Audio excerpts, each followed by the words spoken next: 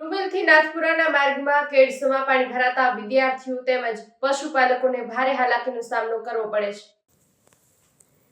હવામાન વિભાગને લઈને બનાસકાંઠા સતત 2 દિવસ વરસાદે જોરદાર બેટિંગ કરી છે। ત્યારે સુઈગામ, ભાભર, વાવ, થરાદ તેમજ કાંકરેજ તાલુકાના રૂબેલથી નાથપુરાના માર્ગ પર વરસાદના કારણે પાણી ભરાતા પશુપાલકો તેમજ વિદ્યાર્થીઓ ભોગવી રહ્યા છે ભારે હાલાકી।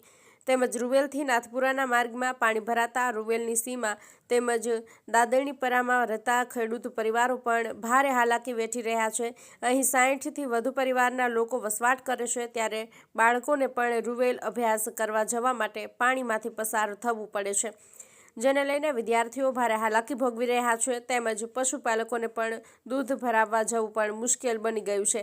તો ગ્રામજનોની માંગ છે કે તાત્કાલિક રસ્તામાં ભરાયેલા પાણીનો નિકાલ કરવામાં આવે તેમજ માર્ગ પાકો બનાવવામાં આવે તેવી લોકોની માંગ ઉઠી રહી છે।